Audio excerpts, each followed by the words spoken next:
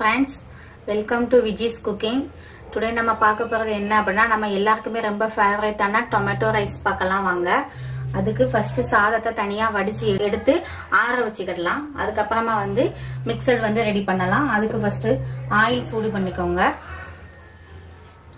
Oil விட்டுக்கலாம். எண்ணெய் நல்லா சூடாகட்டும். எண்ணெய் சூடாயிட்டு இப்ப அதோட கடுகு சேர்த்துக்கலாம். இப்ப அதோட கடலை பருப்பு சேர்த்துக்கோங்க.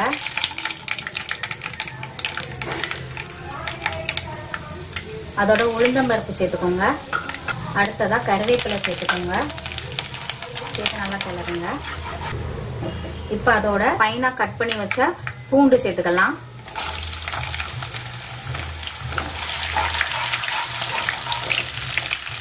கொஞ்சமா பெருங்காயத்தூள் சேர்த்துக்கோங்க.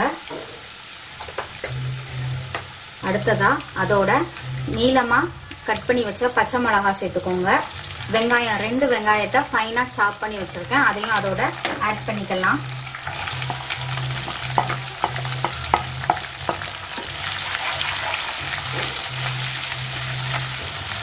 வெங்காயம் வதங்கிறதுக்கு கொஞ்சமா உப்பு சேர்த்துக்கோங்க.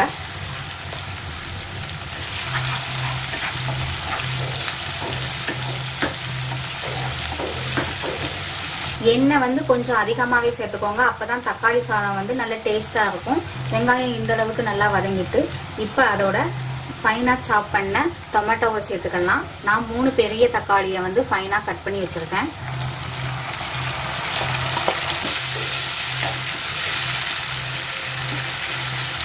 அடுத்ததா அதோட கொஞ்சமா மஞ்சள் தூள் சேர்த்துக்கோங்க.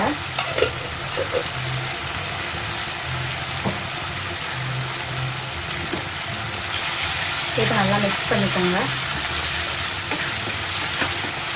1 டீஸ்பூன் மிளகாய் தூள் சேர்த்துக்கோங்க.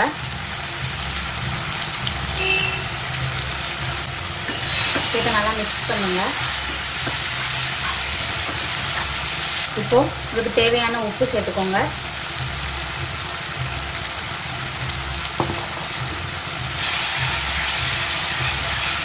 தீயை சிம்ல வச்சுட்டு 15 மினிட்ஸ் குக் பண்ணலாம்.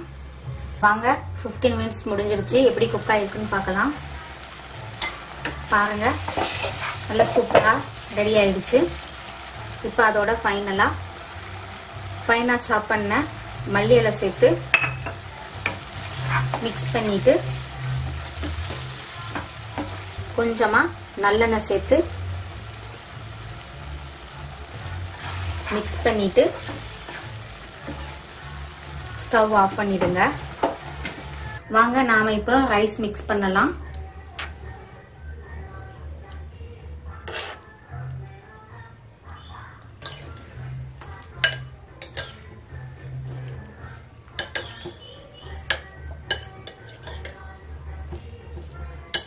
பாருங்க தக்காளி சாதம் ரொம்ப சூப்பரா ரெடி ஆயிடுச்சு. நீங்களும் இதை வீட்ல கண்டிப்பா ட்ரை பண்ணி பாருங்க.